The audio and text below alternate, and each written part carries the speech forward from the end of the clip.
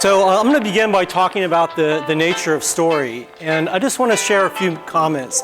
Everybody in this room has told a story when they've gotten up and given their first 2 minutes of pitch. Every single person. There is nothing more powerful in the whole pantheon of human history than story. Story is what allows us to build society. It's what allows us to build culture. It's what allows us to build companies. It's what allows us to work together, to live together, to play together. There is literally nothing more powerful. The wheel, perhaps fire, but other than that, story is the most powerful tool that humanity has. And it's a tool that we use intrinsically every day. Doug mentioned to you the story that he and I shared last night, and it was a story that had me thinking about my father that I hadn't thought of in 20 years. And it was really compelling and moving. And I bet my bottom dollar, in fact, that everybody in this room has a story about some part of their family, some lore, some element, some nickname, something that you would love to be able to record. You would love to be able to share with your kids, with your grandkids, with your great-grandkids, with your great-great-great-grandkids. And that capability is starting to come into existence. It's coming into existence as a result of the tools that are being empowered in the form of artificial intelligence, language processing, natural language processing, what we call the large language models. I'm not going to get into the technology in too much detail today, but what I am going to share with you is a tool set that we're building at the University of California, Irvine to help establish the capability to tell stories and to tell stories at scale. We call it NarrA.I.tive. And it's basically a story studio. It's the first studio that we have, that we're aware of, that combines the humanities with the computer science, with the engineering, to really allow us to configure and develop stories quickly and lightly and in the form and ways that we absorb them. We don't always absorb stories in the format of written word. We often use stories in the form of animation and increasingly 2-minute videos on TikTok. And if we can't get our hands around the ability to tell stories in those formats, we are at a loss. In fact, we're not just at a loss, we're at the whim of those people, Chinese Communist Party, who own TikTok, that are allowing and sharing with us the stories that they allow. Think about that for a minute. If we're not in control of our story, if we're not in control of our narrative, other people will share it. They will develop it. And that's what we're trying to do at the University of California, Irvine, is to develop a core of people that are trained in the art of the new tools that allow us to tell stories. And I just want to say very quickly that in our group of people, students at the University of California, Irvine, 50% of the incoming freshmen are first-generation college students.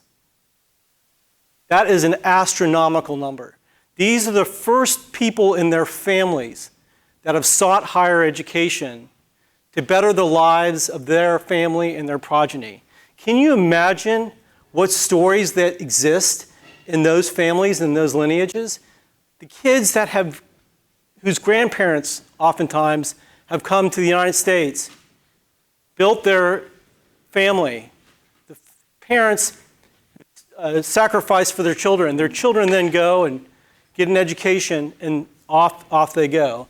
Those are the types of stories that we want to capture. Those are the stories that allow us to weave together commonality. They're not divisive. They're American stories that are great and powerful, and they give us an opportunity to do something of note together. And if you haven't noticed, we're pretty divided. So it would be helpful if we could figure out a way to do something. And at UCI, we're putting together those tools, and we call it the Story Studio. And our goal is to connect humanity using the tools that have been used against us, but now using them for us, and empowering generations of people who can use those tools in ways that are unique and special. So the deliverables are tools. Those tools are often AI-enabled, mostly AI-enabled. And you've seen and you hear stories about AI for music, AI for narration, AI for animation. Those tools don't work together, and we're going to have to figure out a way to stitch them together so that you can have a workflow. You can come in with an idea. You can sit down with the computer, the user interface, and at the end of the day, you walk away with some animation, some short story, something that allows you to craft that 2-minute or 5-minute video as you move forward. So those tools need to be established and built, and we're building them. We need people. We need the people that are trained with not just the technology, but also the humanity. And people often tell the story about, in AI, we need to establish a human in the loop. My point of view is that a human in the loop is nice, but even better is to have a humanist in the loop. The humanists and the humanities have been studying the great works of society and individuals for thousands of years. And why do we, as a computer scientist or engineers, rediscover those principles? Those principles, they're written down. And we can absorb those principles and embed them into our computer systems in ways that you can only do if you're working collaboratively across disciplines. So we're doing that intentionally. I'll share with you in a minute how we're doing that. And then finally, the stories themselves. Those stories are the stories that we need to establish to control our destiny. Because as I said earlier, if we don't control those stories, somebody else will. And I'm not sure we want those other stories to be in control of, in hands of people that don't share our common values. So here are the tools. This is the tool that we're about 80% done. This is what we call the VirtualVenue.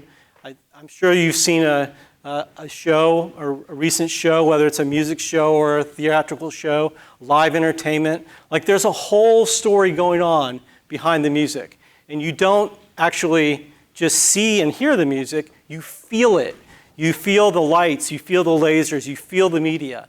That type of story is built oftentimes using virtual reality, and you don't know what it shows up like at every venue until you see it, until they rig it up for the first time.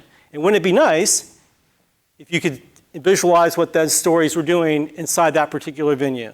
So this is a paid-for project. I won't share with you who it is, but it's a big theatrical company, and they're working with us, UCI, to develop this tool. So this is one of the first tools that we'll be working on. People, the narrative minor at UCI mentioned this. We're working on collaborations between the information computer science and the humanities. This minor will be a course of study, 6 classes in the humanities, 6 classes in the computer science, that weave together the tools, not just how to do it, but why you're doing it and what type of responsibility you need to have in order to be a contributor to this community. And that's incredibly important. Some of the social networking giants that you know maybe had less knowledge of what they were doing with those very, very powerful tools. And we're now discovering, as a society, the experiments they ran on us. So Narrative Story Festival, we want to put together, this is going to come in about 6 months. It's basically a festival of teaching people these tools, trying to gather what we need in terms of workshops and panels. But the idea is that we're building a community, and that community is going to be built in Orange County. If you can imagine, Orange County is one of the best and baddest places in the world, really, to do something like this. It has technology, it has media, it has consumers, it has capital, like all the pieces of the ecosystem that you'd want to build if you were to build this. You would bespoke build them in Orange County. So this is going to be, I believe, an industry massive in Orange County, and one that we need to start getting in front of now. Half-day workshops, immersive hands-on. This is similar to the minor, but the idea is that you come in, you bring your story, and then at the end of the workshop, you walk away with animation or some slide deck or some pictures or whatever that helps take you to the next stage.